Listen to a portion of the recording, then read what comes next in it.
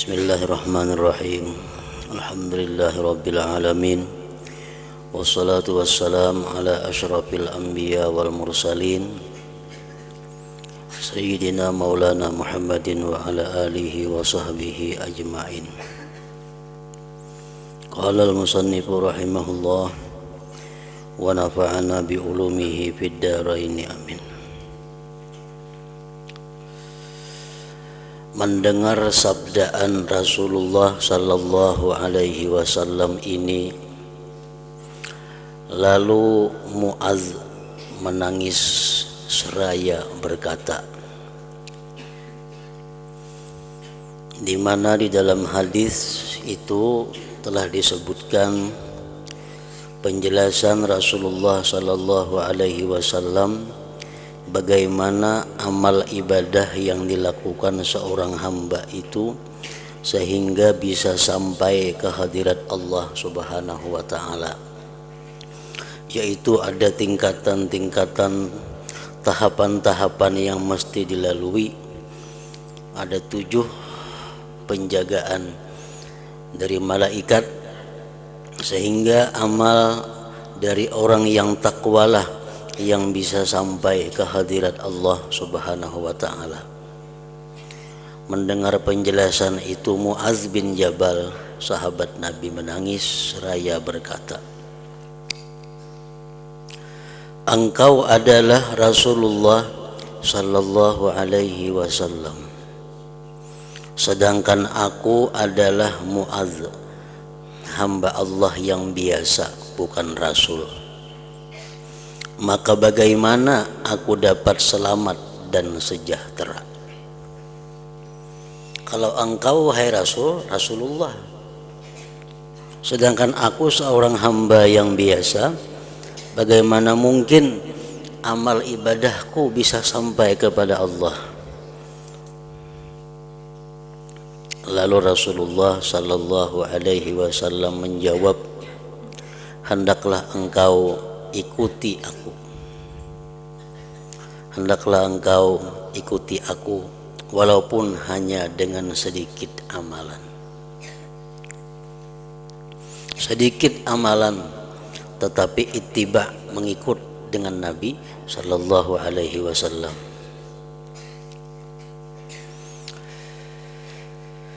Hendaklah engkau ikuti aku walaupun hanya dengan sedikit amalan. Wahai Mu'adz, jaga lidahmu baik-baik, jaga perkataanmu baik-baik daripada mencela saudaramu yang membaca Al-Quran, maksudnya golongan ulama. Jaga lidahmu daripada mencela ulama.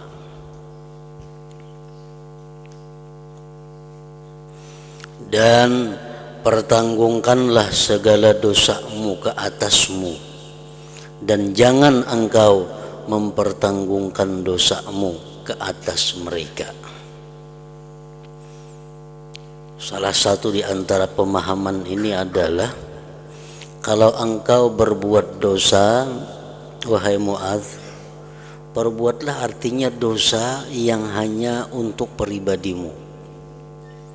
Jangan sampai dosamu itu diikuti oleh orang-orang sesudahmu, karena itu merupakan beban tanggung jawabmu nanti di hadapan Allah Subhanahu wa taala. Sebagaimana ada disebutkan amal jariyah, amal yang mengalir sesudah kita mati. Amal ibadah ada, amal maksiat ada yang mengalir sesudah mati kepada kita. Amal ibadah dalam hadis disebutkan sedekah jariyah atau ilmu yang yuntafa'u bihi, yang diambil manfaat orang, atau waladin salih yad'ulah, atau anak yang saleh yang mendoakan.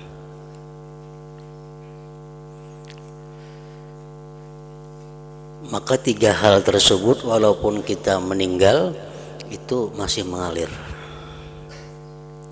Nah begitu pula amal-amal maksiat, ada juga yang mengalir kepada orang yang di dalam kubur. Amal maksiat apa? Sedekah jariyah juga, tapi sedekah jariyah yang digunakan kepada maksiat terhadap Allah Subhanahu wa ta'ala.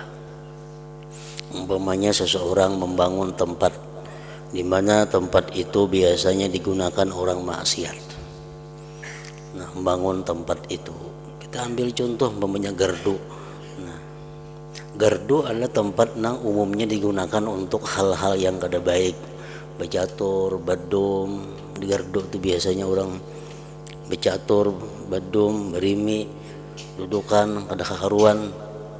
Nah, kita ulahkan gardu sehingga kita mati, gardu masih dipakai orang permainan situ, orang bedum. Nah maka itu sedekah jariyah juga, cuma jariyah nang kada baik, jariyah nang mengalir tapi nang negatif, nang kada baik. Nah kalau kita berbuat dosa, berbuat dosa lah nang jangan sampai ke orang lain. Cukup kita mati, mati juga dosa kita, jangan sampai ada dosa kita hidup. Tuba li abdin idza mata matat dzunubuhu. Beruntung bagi seorang hamba yang bila mana dia mati, mati juga dosanya. Itu beruntung.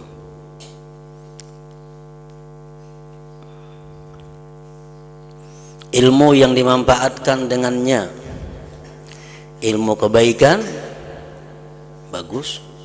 Tapi kalau ilmu-ilmu yang sesat, ilmu-ilmu yang mendorong orang untuk berbuat maksiat, ilmu-ilmu yang mengajarkan tentang hal-hal yang dilarang Allah, kita mati, ilmu yang kita ajarkan itu selama masih dipakai orang, tetap dosanya akan mengalir kepada yang di dalam kubur itu.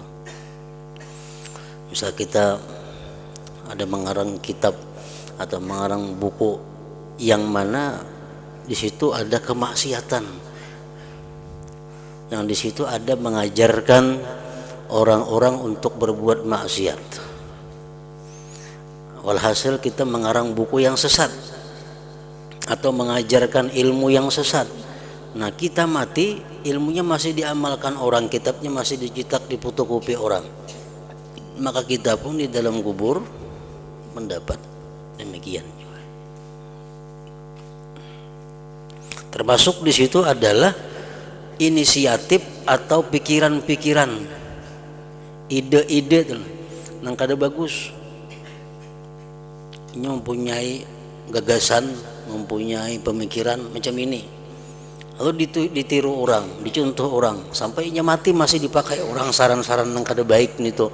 Nah, itu termasuk nang mengalir ke dalam kuburnya.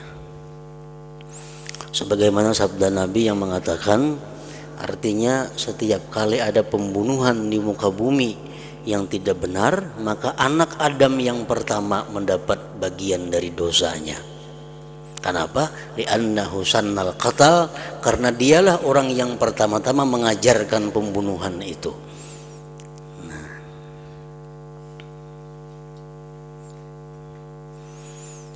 Yang ketiga, anak yang jahat, yang tidak dididik. Orang berisi anak ada dididik kepada kebaikan, bahkan apalagi anak dibawa kepada kemaksiatan. Nah karena orang tuanya meninggal, anaknya karena kada dididik kebaikan, anaknya berbuat maksiat, anaknya berbuat yang dilarang Allah, orang tuanya pun mendapat bagian daripada dosa itu. Nah jadi ini merupakan sebagian daripada kandungan sabda Nabi, pertanggungkanlah segala dosamu ke atasmu dan jangan engkau mempertanggungkan dosamu ke atas mereka. Artinya kalau kita berbuat dosa, cari dosa nang bila kita mati juga dosanya, jangan hidup. Dan jangan engkau menganggap dirimu bersih, itu adalah sesuatu yang maksiat. la tuzakku anfusakum. Al-Quran sudah melarang, jangan kamu anggap bersih diri kamu. Bila kita menganggap bahwa diri kita adalah orang yang takwa, kita menganggap bahwa diri kita orang yang mulia di sisi Allah, nah maka itu perbuatan satu maksiat. Dan jangan engkau hai Mu'adz menganggap dirimu itu bersih, dan jangan pula engkau mencela orang lain, dan jangan pula engkau memuji dirimu di hadapan mereka.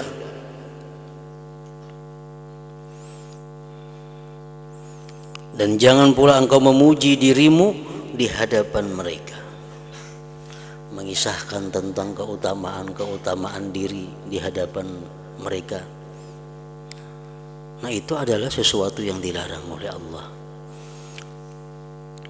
Wahai Mu'adz, jangan pula engkau memuji dirimu di hadapan mereka. Dan jangan engkau campurkan urusan dunia di dalam urusan akhirat. Artinya kalau kita memperbuat amaliyah akhirat, maka murnikanlah itu karena Allah. Jangan dicampuri dengan urusan-urusan yang sifatnya keuntungan duniawi. Dan jangan engkau menyombongkan diri di dalam majelismu. Nanti orang ramai akan takut kepadamu karena kejahatanmu. Dan jangan engkau berbisik kepada seseorang sedangkan seseorang lagi ada di sisimu.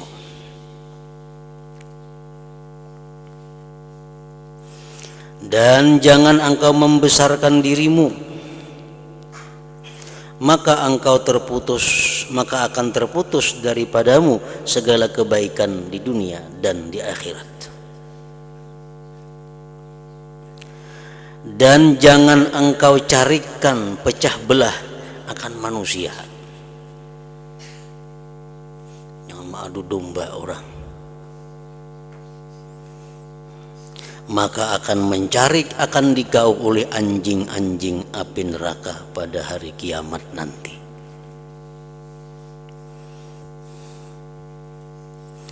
Allah telah berfirman, wan nasyitati nashta.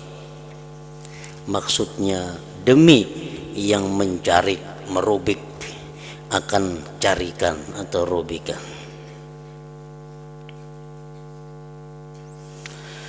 Apakah engkau ketahui hai Mu'adz, siapakah mereka yang mencarik itu? Siapakah yang merubik-rubik manusia itu di dalam api neraka kaina?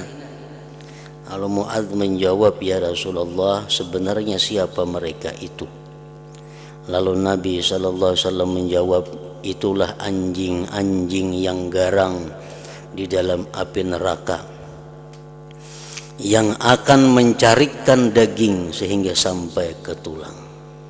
Balasan kepada orang-orang yang mengadu domba, memecah belah persatuan orang-orang yang baik, persahabatan orang yang rukun, damai.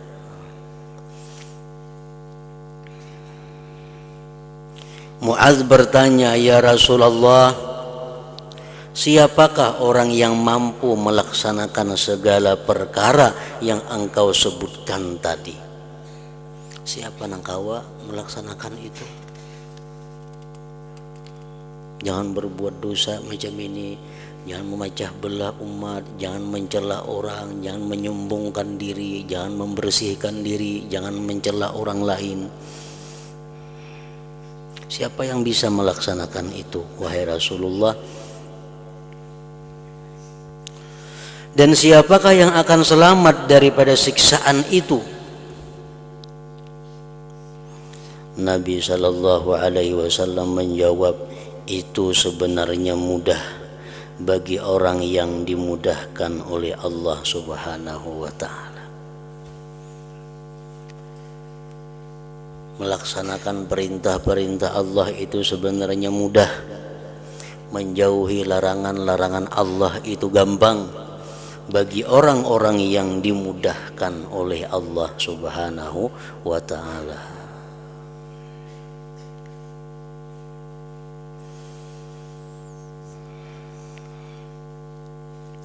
Nah, bagi orang-orang yang kadang mendapat kemudahan dari Allah, bagi orang-orang yang kadang mendapat petunjuk dari Allah, maka segala amal kebajikan itu dianggapnya adalah sulit. Segala amal ibadah dirasakannya payah.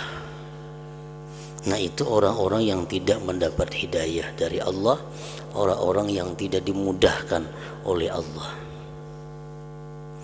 Dan Rasulullah sudah memberikan pengarahan, penjelasan kepada umatnya, kullun muyassarun lima khuliqa lahu. Itu hadis pindik, singkat, tapi hadis itu dapat menggugah hati setiap orang yang mengerti. Hadis yang pindik tadi bisa menggugah hati orang-orang yang memikirkan tentang dirinya. Kullun muyassarun lima khuliqa lahu. Tiap-tiap orang itu dimudahkan untuk melakukan sesuatu yang dia itu diciptakan untuk sesuatu itu. Ini hadis Rasulullah Shallallahu Alaihi Wasallam adalah merupakan sambungan daripada kalimat beliau sebelumnya. Ujar beliau mengatakan bahwa Allah menciptakan manusia dan sudah Allah tentukan ini orang-orang yang akan menghuni surga Allah, ini orang yang bakal menghuni neraka Allah. Itu kadang akan berubah lagi. Sudah di masa azali, di masa yang dahulu kala, sebelum kita wujud ke alam dunia ini, sudah ada nama kita dan tempat yang bakal kita tempati. Fulan bin Fulan tempatnya di surga, Fulanah binti Fulan tempatnya di surga, Fulan bin Fulan tempatnya di surga, Fulan bin Fulan tempatnya di neraka. Itu sudah ada bacaannya, ada ketetapannya, dan kada berubah. Lalu sahabat Rasulullah mengatakan, wahai Rasulullah, kalau macam itu hal sudah tetap, buat apa kami beribadah? Idzan nattakilu ya Rasulullah. Kalau begitu wahai Rasul, bagaimana kalau kami pasrahkan diri kepada takdir itu? Kayak apa dipasrahkan aja diri? Kada usah sembahyang gin, kada usah puasa gin, kada usah apa gin, karena sudah ada ketetapannya. Kita sembahyang, kita menuntut ilmu, kita mengaji, kita sembahyang tahajud, sembahyang macam-macam. Tapi memang sudah kita ditetapkan kan neraka, ya kan neraka juga mati. Orang berzina, orang makan riba, berjudi, segala macam maksiat dilakukan. Tapi kalau ingin ditetapkan ahli surga, ya sudah ke surga juga matinya. Idzan nattakilu ya Rasulullah. Kalau begitu kita bertawakal aja ya Rasulullah. Kalau sampai susah payah lagi, tawakal aja. Nah, Rasulullah menjawab dengan sebuah hadis yang terkenal, hadis yang pendek tadi, kullun muyassarun lima khuliqa lahu. Kullun muyassarun lima khuliqa lahu. Tiap-tiap orang itu dimudahkan untuk memperbuat sesuatu yang dia diciptakan untuk sesuatu itu.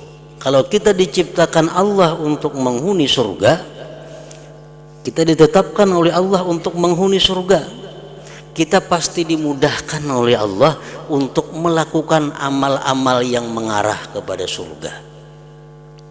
Kalau orang itu diciptakan Allah sebagai penghuni neraka, dia akan dimudahkan Allah untuk melakukan amal-amal perbuatan yang mengarah kepada api neraka. Nah, bagi orang-orang yang sudah namanya ditetapkan oleh Allah sebagai ahli surga, maka tidak ada amal ibadah yang sulit terhadapinya. Tidak ada larangan-larangan yang sulit dijauhinya. Semuanya itu adalah mudah, karena dia memang diciptakan Allah untuk surga. Tapi kalau orang-orang yang diciptakan Allah ke dalam neraka, nanti matinya masuk neraka, ditakdirkan demikian, sembahyang 2 rakaat pun inya rasanya lebih berat daripada mengangkat sekarung beras. Sulit, walaupun hanya sembahyang 2 rakaat, mungkin perlu waktu 2-3 menit tuntung. Tapi melaksanakan 2-3 menit itu rasanya sulit luar biasa. Nah, ini orang-orang yang sudah alamat-alamat, tanda-tanda ini orang dipersulit berbuat amal surga. Nah, jadi kita di dalam hati kita iktikadkan, kita camkan dalam diri kita, setiap kali kita sulit berbuat kebaikan, setiap kali kita rasa ngalih untuk memperbuat taat, kita bisiki hati kita, jangan-jangan ikan ini termasuk yang ditulis Tuhan ahli neraka, kenapa ini sulit berbuat kebaikan. Nah, kullun muyassarun lima khuliqa. Itu hadis pindik itu dapat menggugah hati kita, dapat menggerakkan kita. Baca ini amalan 1000 kali, malah pahanya berarti aku ini kada cocok amalan 1000 kali ini, berarti aku bisa jadi orang ahli neraka. Kerjakannya aku ahli surga, aku inting aja membaca 1000 ini. Kenapa aku ngalih benar membaca Quran, kenapa aku ngalih membaca salawat, kenapa ngalih aku nuntut ilmu, malas nuntut ilmu. Barangkali aku ini kada orang ilmu, barangkali aku ini orang neraka. Jakanya aku orang ilmu, orang surga, kada ada yang sulitnya bagi aku ilmu agama itu. Nah itu. Jadi jar Nabi kita tadi apa? Jar Nabi itu sebenarnya mudah bagi orang yang dimudahkan oleh Allah. Siapa orang yang dimudahkan Allah berbuat kebaikan itu? Orang-orang yang sudah dipastikan oleh Allah sebagai ahli surga. Orang-orang yang sudah ditulis dalam Lauhil Mahfuz itu orang ahlul jannah, orang ahli surga.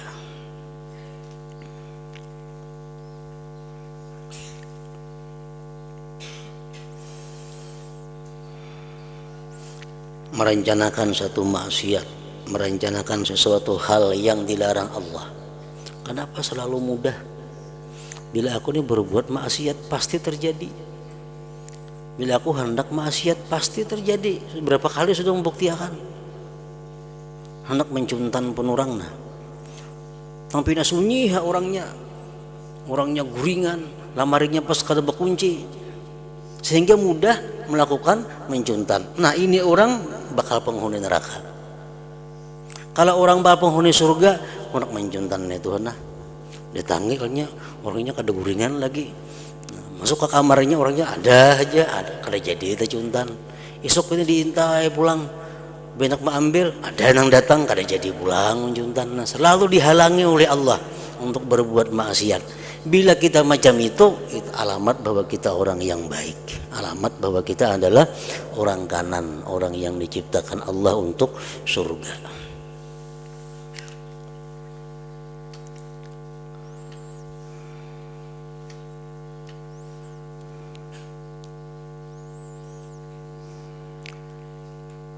Kawalah dirubah lagi, kada kawan dirubah lagi.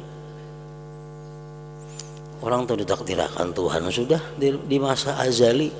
Orang tuh di rahim kita nih sudah diberitahukan oleh Tuhan kepada malaikat yang muwakal di rahim ibu. Catat tuh nah itu orang-orang syakiyun, orang celaka. Kada kau berubah lagi. Walaupun menuntut ilmu, walaupun didoakan oleh siapa aja yang mandu sadunia orang mendoakan dinya, kada berubah lagi takdir Allah itu. Fakat jaffal kalam, takdir Allah itu sudah kering tintanya, artinya kada kau dihapus lagi itu. Nah, tinggal kita aja lagi mengetahui diri kita kemana arahnya.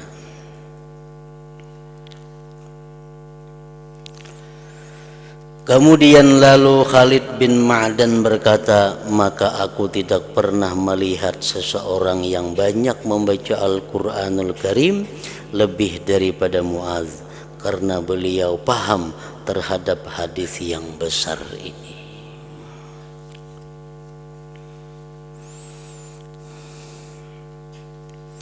Maka hendaklah engkau renungkan baik-baik perkara-perkara yang terkandung di dalam hadis ini. Wahai orang yang gemar kepada ilmu pengetahuan,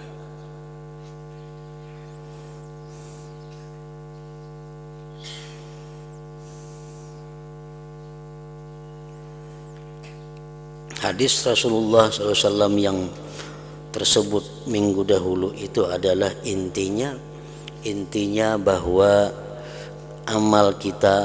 amal seseorang kada akan bisa diterima oleh Allah kalau orang yang beramal ini kada termasuk orang yang takwa. Buktinya orang yang hasad, orang yang gibah, amalnya ditolak di langit pertama. Orang yang punya angkuh ditolak di langit kedua. Orang yang punya ini ditolak di langit takabur, ditolak di langit yang ketiga. Ujub ditolak di langit yang keempat. Hasad ditolak di langit yang kelima. Orang yang kada maras kasih sayang kepada kaum muslimin ditolak juga amalnya. Jadi hasilnya bahwa kita merenungi hadis itu sehingga firman Allah yang menyatakan innama yataqabbalullah minal muttaqin, Allah itu hanya menerima ibadah orang yang takwa. Kalau orang kada takwa, kada akan diterima oleh Allah Subhanahu wa taala. Nah, itu intinya hadis yang besar tadi. Untuk bisa amal ibadah kita ini sah, syaratnya apa? Kita mesti mukmin dan muslim, mesti iman dan Islam. Amal ibadah apapun yang kita lakukan kalau kita kada beriman, kada berislam, kada sah. Kada sah sudah. Sembahyang Islam syaratnya, puasa Islam, zakat Islam, haji Islam, iman dan Islam. Kalau kita kada beriman, kita kada Islam, amal kada sah. Nah, jadi sahkan amal kita dengan Islam dan iman. Tapi Islam lawan iman kada cukup modal kita. Kalau kada ditambah dengan satu lagi, yaitu apa? Ihsan.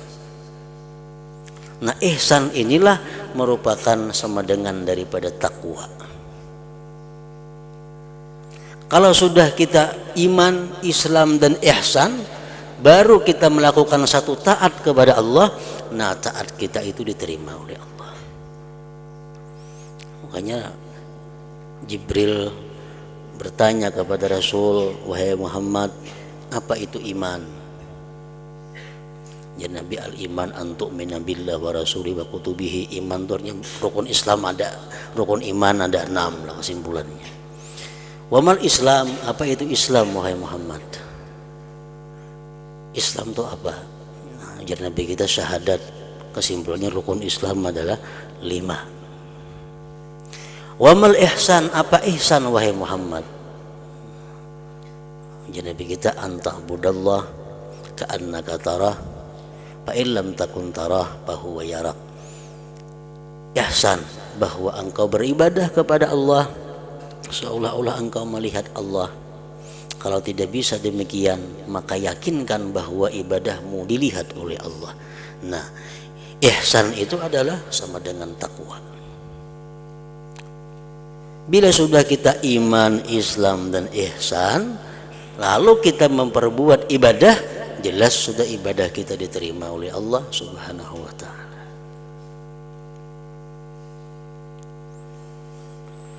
Maka hendaklah engkau renungkan baik-baik perkara-perkara yang terkandung dalam hadis ini, wahai orang yang gemar kepada ilmu pengetahuan, dan ketahuilah bahwasanya sebesar-besar sebab yang dapat mengukuhkan perangai yang jahat di dalam hati ialah menuntut ilmu dengan tujuan hendak menunjuk-nunjuk kebulihan, dan dengan tujuan supaya pandai bercakap. Itu perangai yang paling jahat.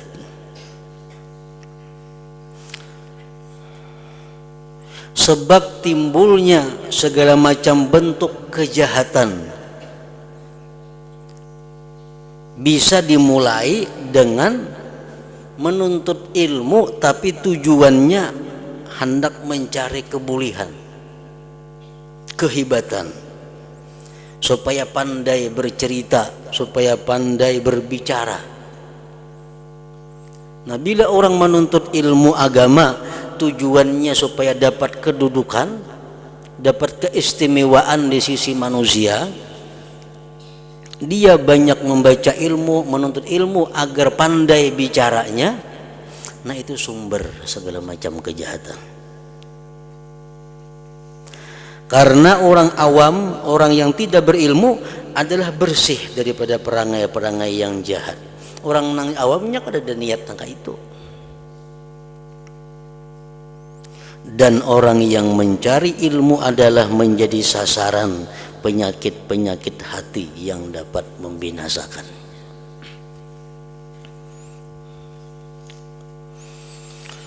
Maka lihatlah pada dirimu dan timbanglah baik-baik, mana yang lebih penting dan mana yang lebih baik. Apakah yang lebih baik itu belajar ilmu yang membawa engkau supaya berhati-hati daripada segala perkara yang dapat membinasakan engkau, lalu engkau sibuk dengan memperbaiki hatimu dan membangun akhiratmu?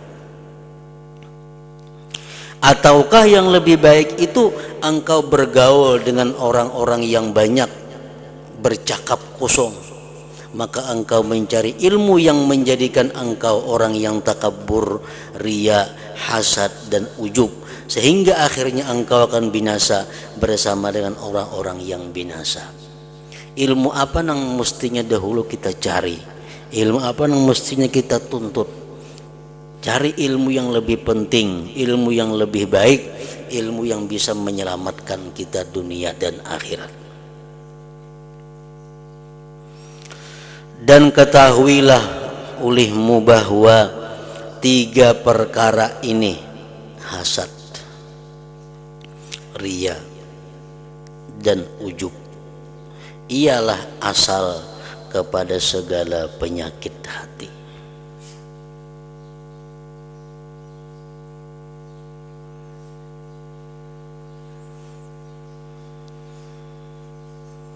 Pokok sumber penyakit hati di situ, hasad, riya, dan ujub. Dan baginya tempat tumbuh yang sama, yaitulah hubbud dunia. Itu pokoknya sama sekali, cinta kepada dunia ini. Orang yang mencintai dunia ini mudah dengki lawan orang. Orang yang mencintai dunia ini beribadah tujuannya supaya dapat dunia, riya. Orang yang mencintai dunia ini akan kagum selalu kepada dirinya sendiri.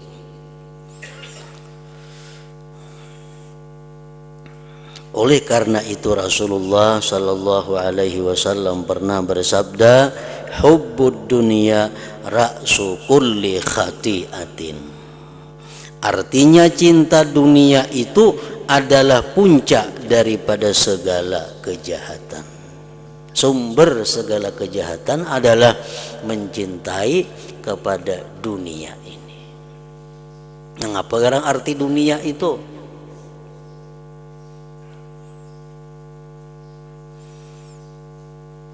Dunia ini adalah sesuatu yang tidak ada manfaat kepada kita sesudah kita mati. Dunia ngarannya.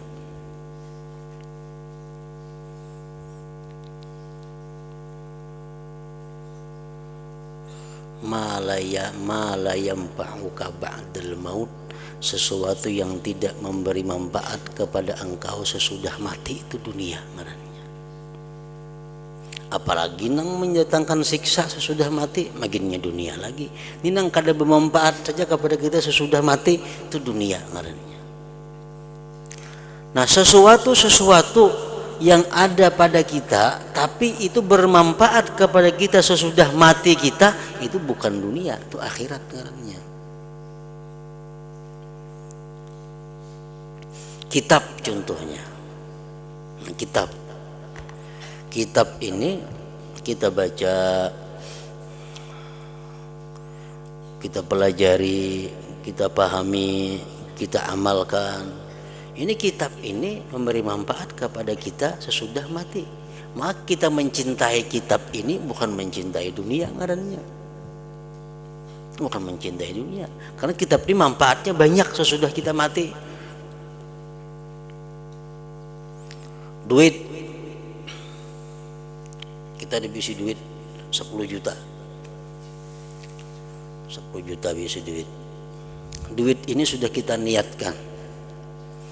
Ini duitku simpan, kada kulanjakan.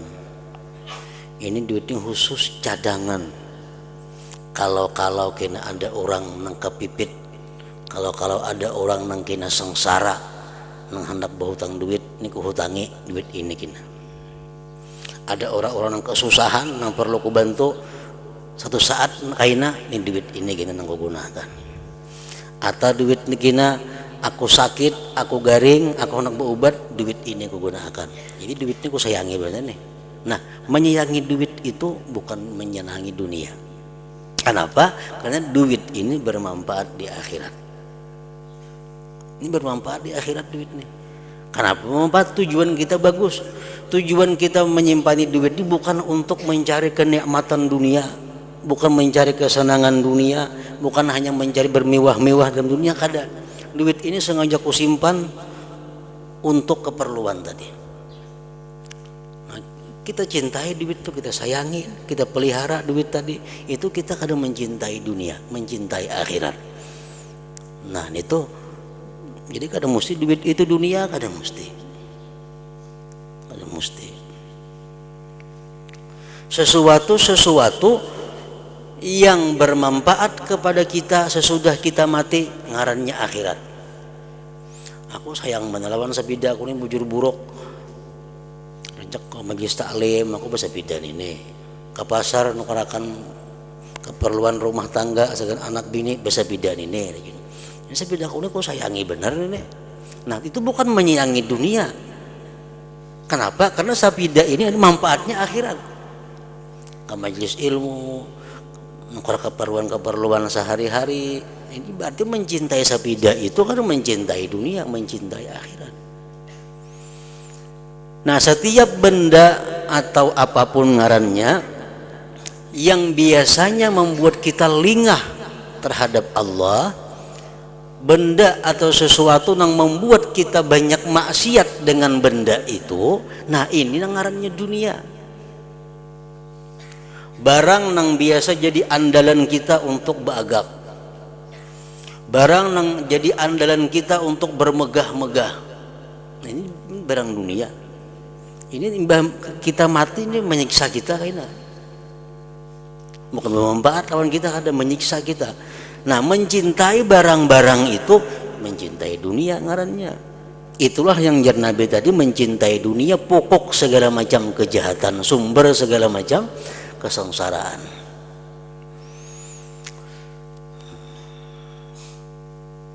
Karena itu Rasulullah sallallahu alaihi wasallam bersabda, hubbud dunya ra'su kulli khati'ah. Anak ini anak yang saleh, anak yang takwa kepada Allah, sayang kita kepada anak ini.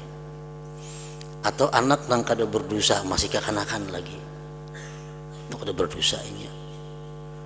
Kita sayangi mereka itu kita kadang menyayangi dunia karena itu bermanfaat ke akhirat.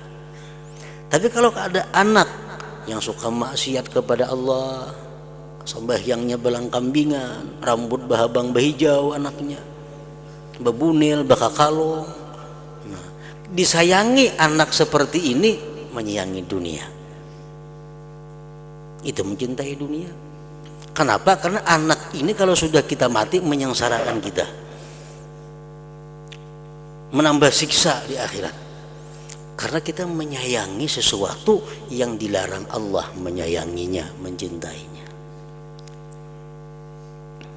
Hubbud dunya ra'su kulli khati'ah, artinya cinta dunia itu adalah puncak daripada segala kejahatan. Nah hingga situ. Namun demikian dunia juga adalah ladang untuk akhirat.